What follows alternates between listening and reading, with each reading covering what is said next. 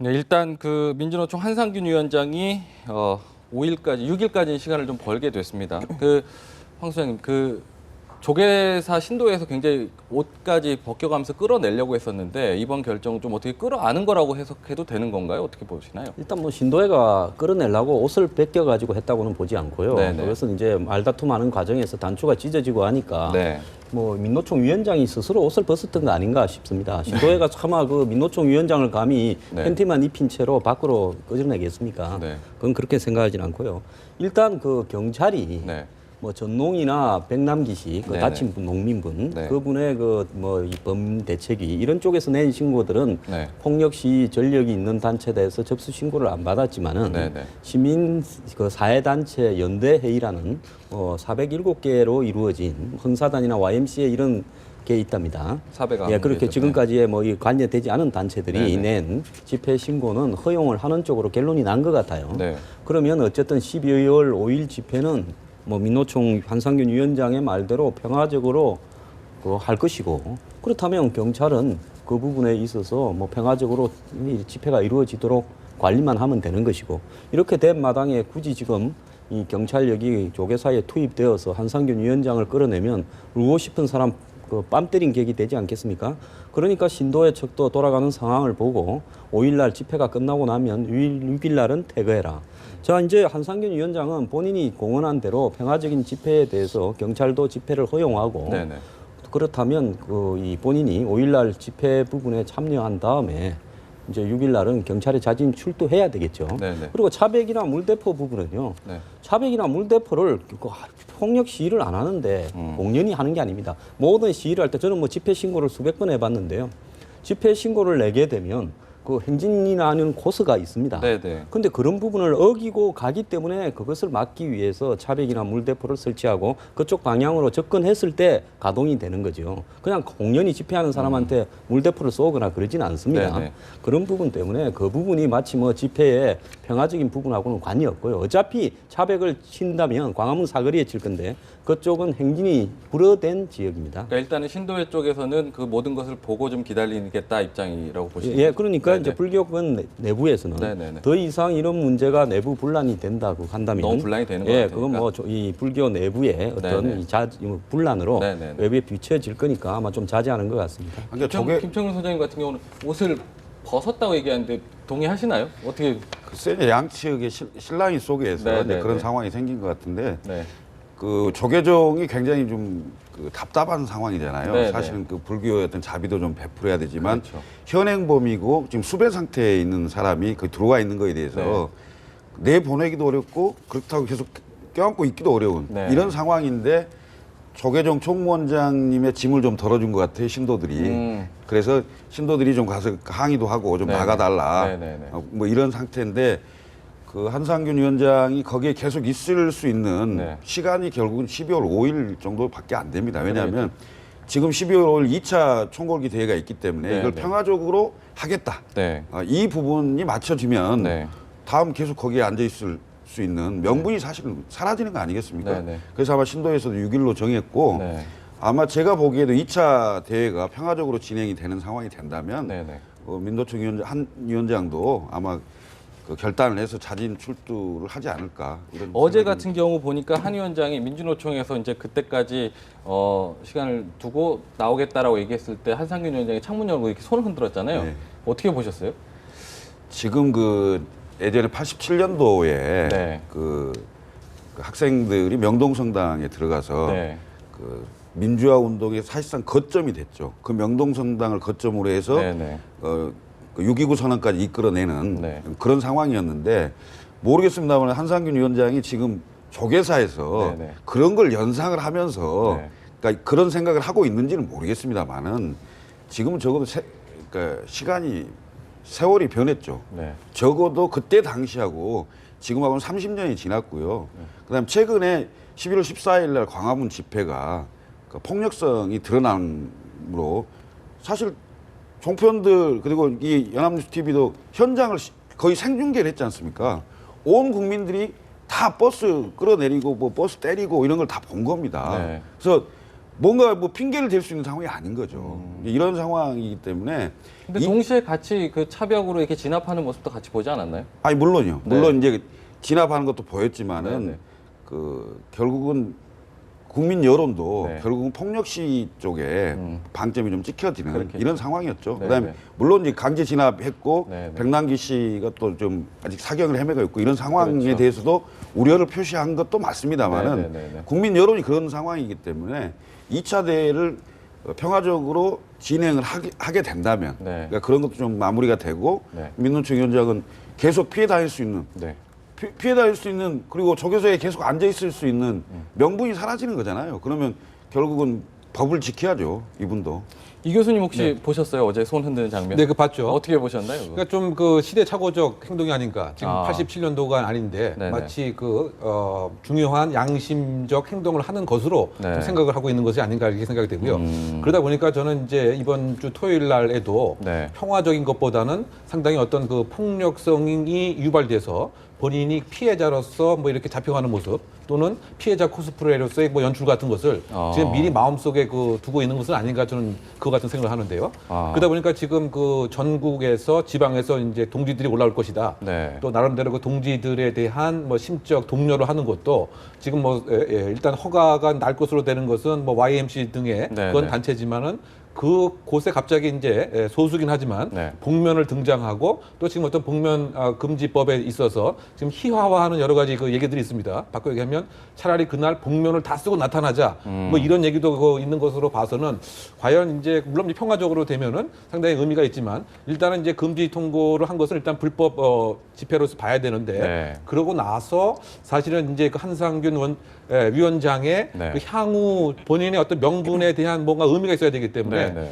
어쨌든 양심이라고 하는 어쨌든 외피를 쓰고서 실제의 또 피해자 코스프레의 뭐 연출 효과를 12월 5일 날 내기 위해서 사실은 12월 5일까지 계속 기다리고 있겠다. 이렇게 그 조계사 측의 공식적인 의견을 많이 표현한 거 봐서는 사실은 저 불법 폭력 시위로 변화할 가능성이 상당히 있지 않는가 좀 그렇게 추정합니다. 변호사님 보셨을 때는 어떻게 생각해요? 요즘 보면은 계속 이제 집회 성격에 대해서만 자꾸 보이고 있고 한상균 위원장이 뭐 때문에 그랬는지에 대해서는 좀 가려지는 부분도 있긴 한데 이번에 집회 자체를 어쨌든 평화적으로 하겠다라고 얘기를 하긴 하거든요.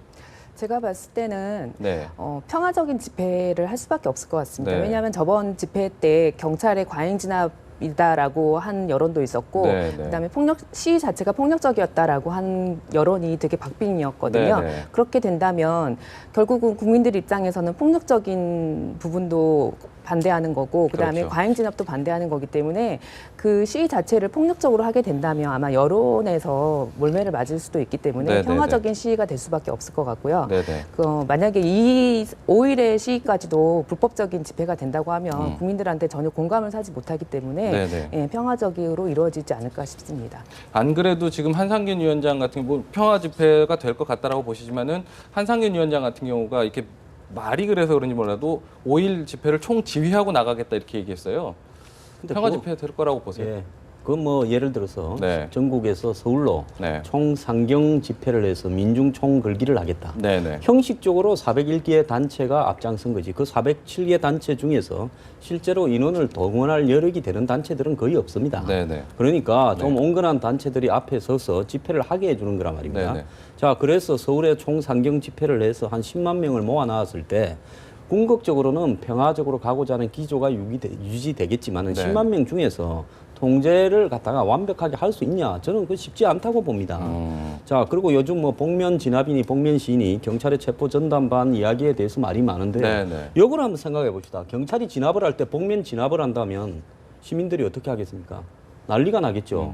그러지 않습니까? 마찬가지로 시위를 하는 사람들이 그것도 주로 폭력 시위에 앞장서는 사람들이 새총을 쏘거나 쇠파이프를 들거나 뭐 불을 붙이려고 하는 사람이 복면으로 경찰에 이렇게 폭력으로 나간다라는 부분은 그거는 있을 수 없다고 봐요. 뭐 일각에서는 뭐 가이 포커스라고 해가지고 네, 네. 뭐 1600년대에 뭐 영국의 의회 뭐 이런 걸 이야기하면서 이 영국이나 미국의 시위도 그걸 쓴다는데 네, 그런 어떤 부분은 평화적으로 시위하고 복면을 해서 네. 폭동으로 나가는 순간에 강제 중첩을 당하게 돼 있죠. 그럼 변호사님, 지금 어쨌든 경찰이 불허를 한 상태잖아요. 네. 평화 집회를 한다고 해도 처벌을 받게 되는 건가요?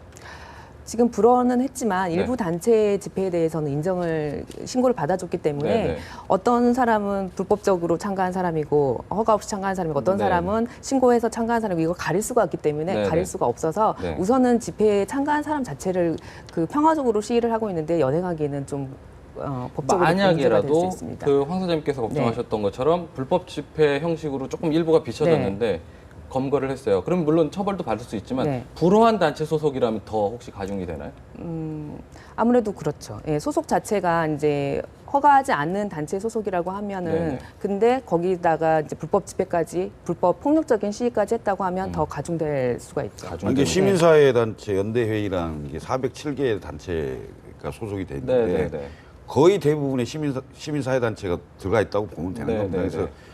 그 예를 들면 전농이나 민노총이나 이런 데도 들어있을 수 있는 거죠. 네, 네. 그래서 허가 받은 집회가 되는 거죠. 일단 신고 안에는 빠져 있대요. 아, 그런 그렇습니까? 단체들은. 네. 그래 그 여태까지 폭력 시위 전력이 없는 네. 온건한 단체들로 해서 집회 신고가 소속이 되어 겹쳐 있다고 있는 듣고 경우는 어떻게 구분을 해요, 그런 거를?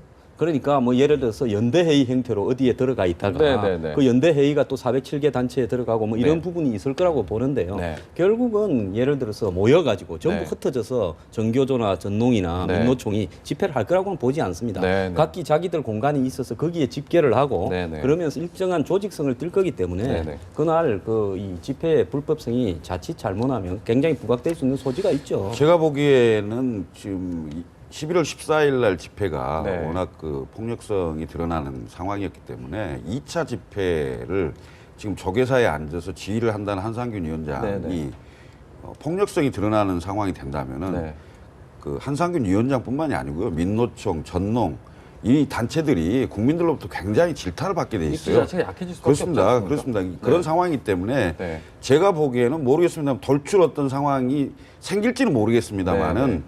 그 기본적으로 평화적으로 집회를 안 할 수 없는 네, 네. 이런 상황일 겁니다. 그리고 더군다나 지금 그 우리 스님들도 다 나온다는 거 아닙니까? 네. 스님들 나와서 인간띠 한다는 거고 야당 네, 네. 의원들도 지금 집회에 나와서 네. 평화적으로 할 수 있도록 하겠다는 거기 네, 네. 때문에 일단 그 돌출 상황만 연출되지 않는다면 네, 네. 저는 12월 5일 집회는 그렇게 걱정을 안 해도 되는 거 아니냐 이런 야당 의원들이 나와서 그 집회 이렇게 좀 평화 집회를 하겠다는 거에 대해서 어떻게 생각하세요? 뭐 야당 의원들도 시민이니까 나와서 집회를 할 자유는 있는데요. 네네.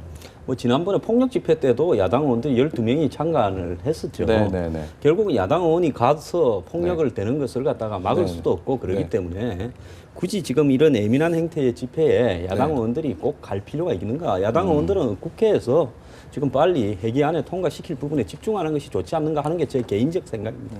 여당에서는 뭐 공권력 무력화하는 거 아니냐 이런 또 비판도 나오고 있잖아요. 그 야당 의원들이 가서 이렇게 예전에는 첫 집회 때는 왜 그 가서 설득 안 하고 가만히 있느냐라는 얘기도 들었던 것 같은데 여당의 비판에 대해서는 어떻게 생각하세요? 뭐 그렇게 비판할 수는 있겠습니다만은 네네. 그 그러니까 야당 의원들이 집회에 나가는 것 같고 그걸 뭐 마치 그쪽하고 같은 세력권에 있는 걸로 네. 그 비판하는 건 좀 무리라고 보고요. 네. 평화적으로 집회가 될 수 있도록 뭐 종교단체도 그렇고 야당 의원들도 그렇고 네네. 그런 분위기를 좀 만들어주는 것은 좋다고 봅니다. 왜냐하면 지금 우리가 그래도 OECD 국가 아닙니까? 네네. OECD 국가고 세계 10대 무역국인데 네. 그러니까 집회 시위의 문화가 달라져야 됩니다. 네. 그리고 헌법에 보장되어 있는 집회하고 시위는 할 수 있는 거 아니겠습니까? 네네. 그러면 한 단계 업그레이드 될 수 있도록 그 집회 문화를 좀 성숙하게 만들어 가는데 종교단체나 야당 의원들이 협조하고 같이 할 수 있는 부분이 있으면 하는 거죠. 그게 무슨 거기 나갔다고 해서 그 세력하고 동일시하고 뭐 이렇게 하는 것도 좀 온당치 않다 이렇게 생각합니다. 그렇군요. 다음 주제 정치권 얘기 한번 좀 나눠보겠습니다. 요즘 안 그래도 야당 분위기 그렇게 썩 좋은 것 같지 않은데 자꾸 악재가 끼는 것 같아요. 노영민 의원 카드 결제기 논란되잖아요. 지금 어떻게 보세요? 아니 이분은 국회의원 하시는 분이 뭐 사무실에 책 장사를 하고 있으면 되겠습니까? 네. 그리고 이게 출판 기념회를 했으면요. 네네. 그 당일날만 거기서 이제 오신 분들한테 네. 정가에 이렇게 주면 되는 거고요. 네. 지금 이게 산업자원위원회 위원장이거든요. 그렇죠. 위원장 사무실에서 서점에 있는 카드기를 갖다가 거기서 책을 팔았다는 거 아닙니까? 네. 그러면 우월한 지위에 있는 상황입니다. 예를 들면 관계기관, 예를 들면 감사 대상 기관의 직원들이 올 거 아니겠습니까? 직원들한테 피감기관 직원들이 책을 주면 그 책을 안 살 수 있나요? 네. 그럼 지위를 이용해서 책을 판 거 아니겠습니까? 이건 아주 잘못된 갑질이죠. 전형적인 갑질 형태입니다. 이건 글쎄요. 문재인 대표가 그냥 처신을 잘해야 된다는 수준으로 얘기해서는 안 된다고 저는 봅니다. 더군다나 노영민 의원은 문재인 대통령 후보 비서실장 출신입니다. 최측근으로 볼 수 있는 거죠. 이런 상황이면 그야말로 읍참마속해야죠. 정확하게 단죄를 해야 된다고 저는 봅니다.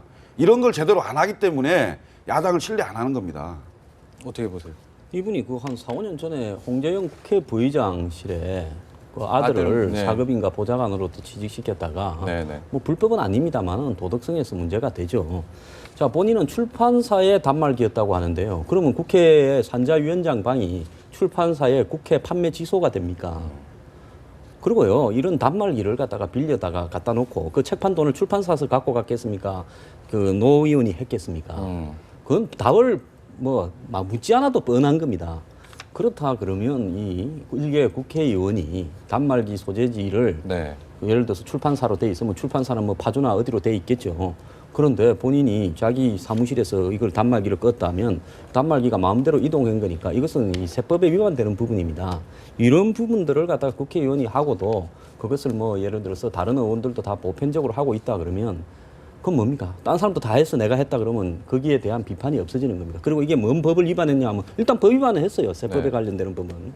그렇기 때문에 이 부분하고 관련해서는 본인이 일단 사과하고 당에 처벌을 받겠다 하고 당에도 윤리위원회를 열어서 심판을 해야죠. 근데 이번에 보면 뭐 이 노 의원뿐만 아니라 무슨 뭐 로스쿨 관련해서 신기남 의원 또 딸 취직하게 해서 윤우덕 의원 이런 분들이 다 을지로 뭐 을을 지키기 위한 네. 위원회 해서 을을 위한다고 하는데 본인들은 전부 자기 자녀나 자기 돈하고 관련되는 부분은 갑질을 하고 있지 않습니까? 네. 특히 야당 의원 같은 경우에는 노출이 되기 쉽기 때문에 좀 더 몸가짐을 신중하게 해야죠. 그래서 이런 부분들이 내부에서 지지율이 계속 떨어지는 요인이 된다고 한다면 문 대표는 이 부분과 관련해서는 자기하고 가까운 친노 핵심인가 아닌가를 떠나가지고 원칙대로 처리를 해야죠.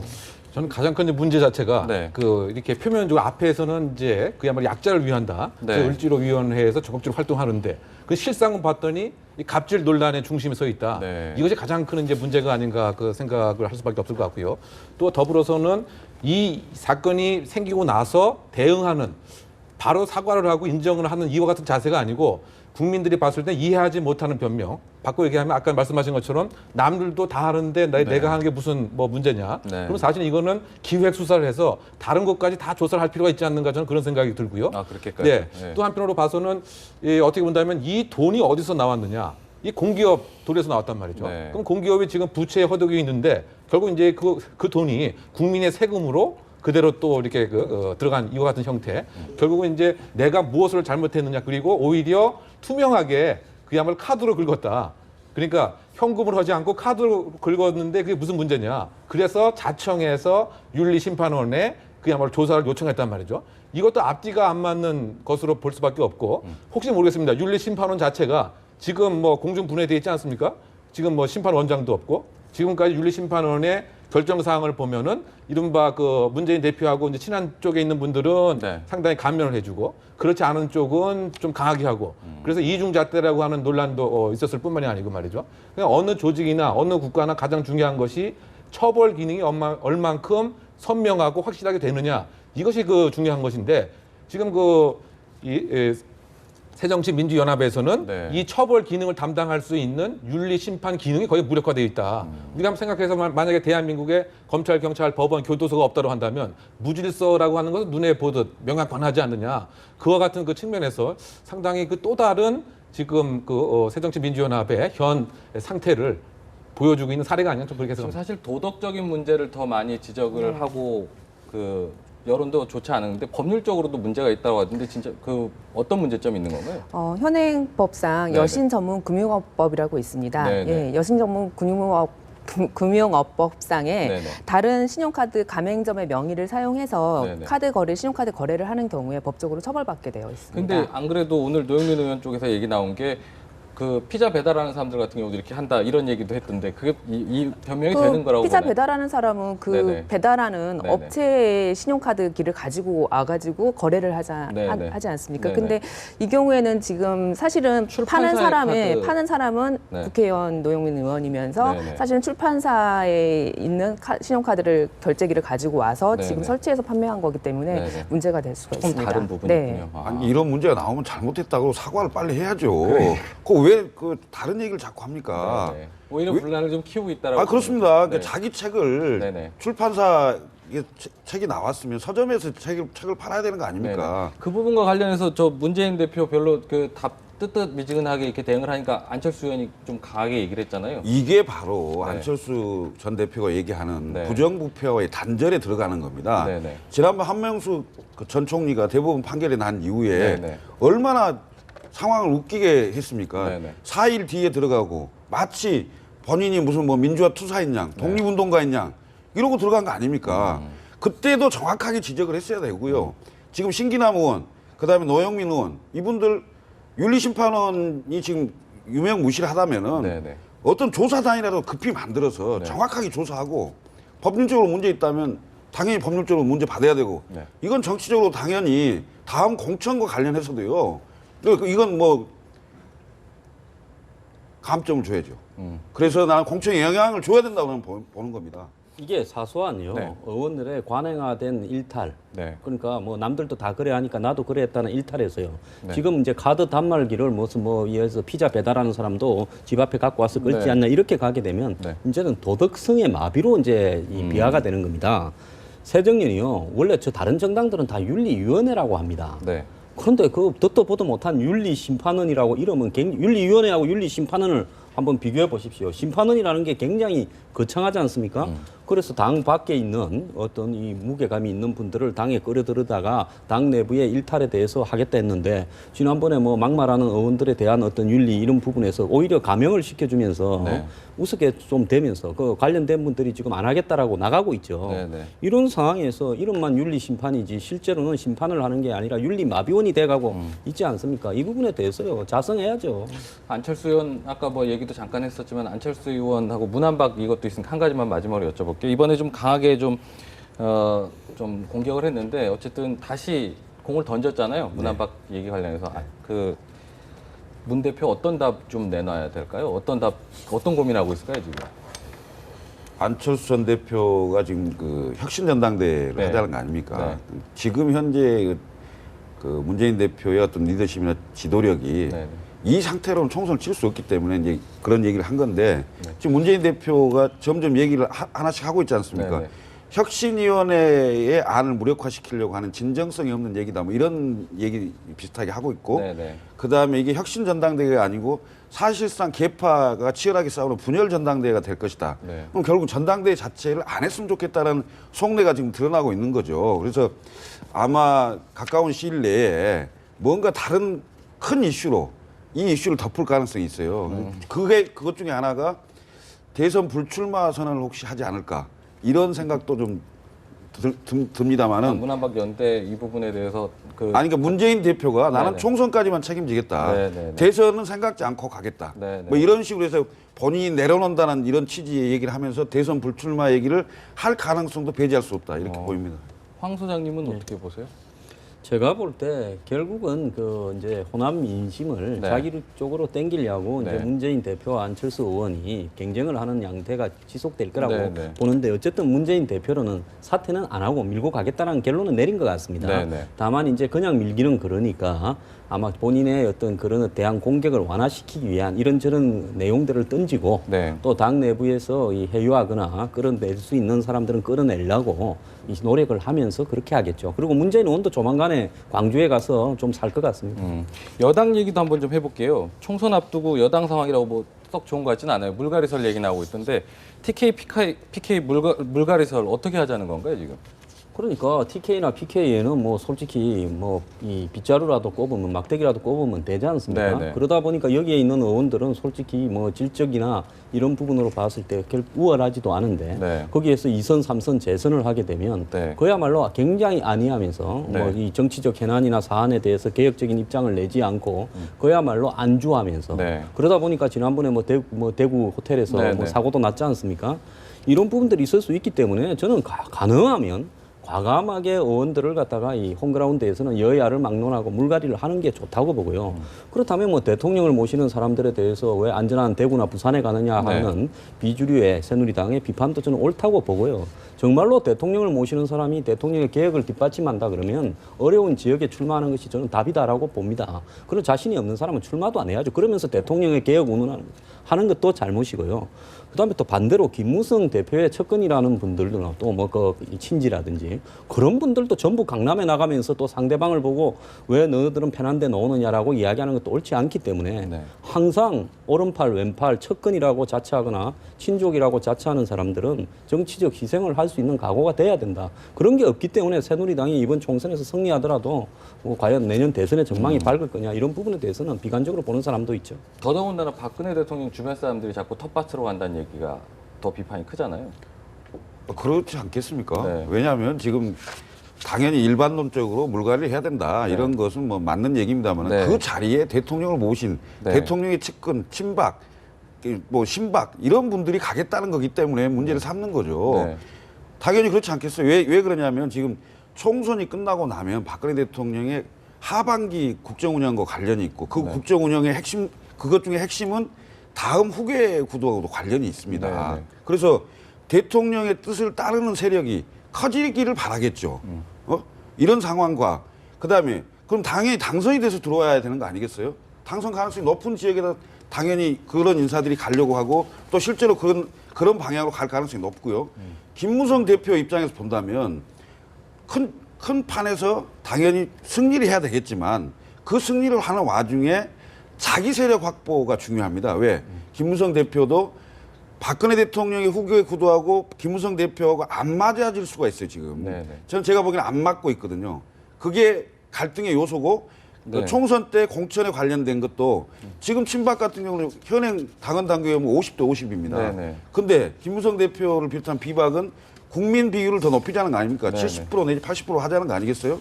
근데 친박은 지금 현행대로 가기를 원하고 비박은 오히려 그걸 바꾸기를 원하는 상황 아닙니까? 네네. 근데 지금 상황은 대통령의 그 지지도가 일단 40%가 넘고 있고 그다음에 지난 유승민 전 원내대표 사퇴 이후에 네. 대통령이 새누리당에 대한 장악력이 높아 있는 상태이기 네. 때문에 네.